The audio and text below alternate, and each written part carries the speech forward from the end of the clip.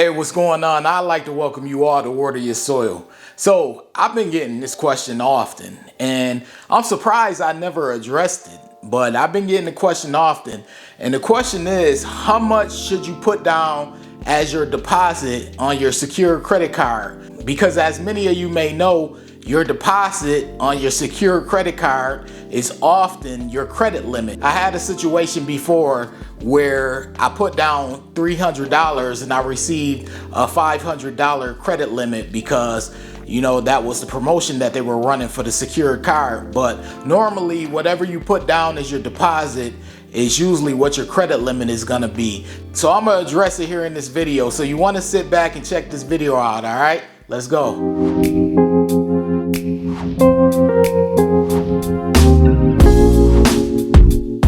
So you may want to know, what should your deposit be for your secured credit card? Because I'm assuming if you have a secured credit card, either you're new to credit cards in general or credit in general, or you're someone who's trying to rebuild and build up your credit score and rebuild up your credit report in general. Shout out to my subscriber DeAndre, because DeAndre is the one who asked the question which led to me making this video. He asked me what should he make his down payment for his secured credit card. And this is a question that I receive often. People often ask this question when it comes to secured credit cards, because I have a couple of videos on secured credit cards. I have videos on how to apply for them, how to graduate them, utilization. However, I never did a video on what you should put down as your down payment on your secured card. Now, there's a reason why I never did a video, and part of that is my apology. I thought I addressed it in a couple of other videos, but I wanted to make a full video titled that way. That way people will be able to easily find it. So when it comes to you putting a down payment for your secured credit card, doesn't really matter. Doesn't matter if you start off with $200 or $1,000. And I'm gonna be completely honest with you and share my opinion. This is my opinion, by the way. In my opinion, it doesn't really matter. And I'll tell you why it doesn't matter. Over the years, I've been helping numerous people out with their credit. Some people have down payments of $200. Some people have down payments of $500. Some people even have down payments of $1,000 or more. And I always be sure to tell people, it's not about how much you put down when it comes to the secured credit card. It's about how you use them, your usage, your utilization, whether you pay on time and things of that nature. A lot of people are so caught up in, oh, it's a credit card and I want to be able to use it. So in order for me to be able to spend more money on the credit card, I'm just going to go and I'm going to put $1,000 down as my down payment so I can have $1,000 credit limit. My question to you is, okay, let's say you go and you give your credit card company, Discover, Capital One, whoever, $1,000, right? You're basically giving them that $1,000 for an extended period of time. So you're gonna give them the $1,000 because that's your deposit, which is gonna then in return turn into your credit limit. So my question to you is, what do you plan on spending? Is it you plan on spending $100 to keep your utilization at 10% or below? Or you plan on spending $500 and just pay down your bill before you actually receive a statement? I don't know what a lot of people's end game or their method is for that. In my opinion, there's no difference between having a $200 credit limit and a $1,000 credit limit. It all comes down to how well you use the card, your utilization, and making sure you're paying on time and spending the right amount. Now, some people, they come into credit cards and they watch these videos on YouTube and they like, well, so-and-so told me I have to have a good amount of money down. Listen, I've been doing this for years. I was actually one of the first people with a Discover secured credit card.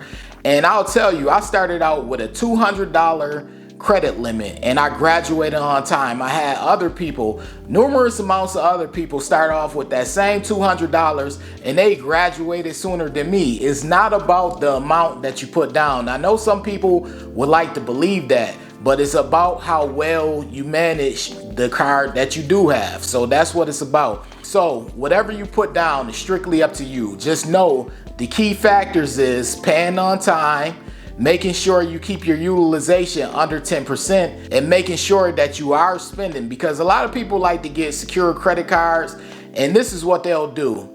They'll get a secure credit card, they'll listen to someone on a thread or in a YouTube comments or a YouTube video, and they'll get a secure credit card. Let's say their credit limit is $500, right? So they'll get a secure credit card with a $500 credit limit. What they'll do is they'll go and they'll spend $400 on that credit card, right? So they'll spend $400 and then they'll pay it off immediately right after that $400 hit their account. Like, they'll pay it off before they receive a statement for it. So then the next month comes around and their utilization is 0%. And I'll tell you this right now, if you have a secure credit card, you at least want your utilization to be 1%. Don't go and have a 0% utilization. This is something that you really need to take into consideration. You at least want to show the credit card company that you can spend, get billed, and pay off what you're billed for. That's the key. Because as I always tell people, and I said this in previous videos, a secured credit card is basically like training wheels for riding a bike. It's there for you to learn how to use it, for you to prove that you know how to use it. And then once the credit card company feels that you know how to use a credit card the correct way, get billed and pay back what you owe, then they'll feel more comfortable with taking those training wheels off and making your credit card unsecured. I always tell people this. These secured credit cards, a lot of people think like, oh, I'm just gonna use it to build up my credit and then I can get any credit card I want. It really doesn't work like that. It's a process. What you want to do is use the year or 7 months or however long it takes for you to graduate. You want to use that time to build up a positive and a good relationship with your credit card distributor. You don't want to go send them messages that you may not be a good candidate for one of their unsecured cards. Because the key with these secured credit cards, you want to make sure, number one, you are building up your credit score, and number two, you are working towards graduating it. That way you'll get your deposit back and you'll have an unsecured card, because once your card reaches that unsecured level, it opens up numerous doors for you, as well as with other credit card distributors as well. So keep that in mind. You know, a lot of people think, oh, I have to put $1,000 down. I would rather you take your $1,000 and pay off debt. Pay down accounts that are high in debt right now. I would rather you have $1,000 and you take $800 of that $1,000 and use that towards paying down debt, like your accounts that's in debt.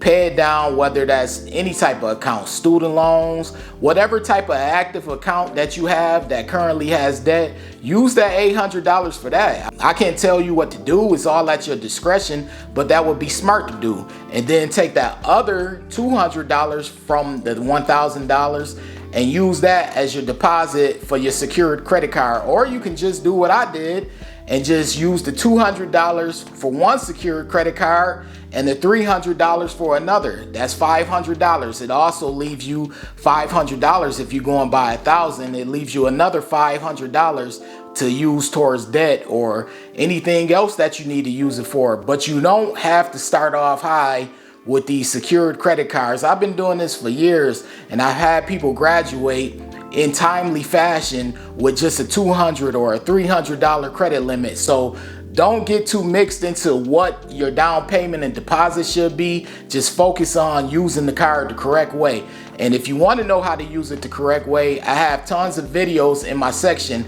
Go to my video section. I have a section called Credit Card Information for Beginners. Check that out, and I'm sure you can find all the videos on secure credit cards, how to graduate them, utilization, and all those things. But anyways, this is Water Your Soil. I congratulate you if you are someone who was recently approved for a secure credit card. Welcome to the club. But anyways, I appreciate you all for watching. I'm out. Wait. Before you leave, be sure to check out the description box below. That way you can have all the credit resources from Water Your Soil. Also, be sure to hit the subscribe button, the like button as well, all right?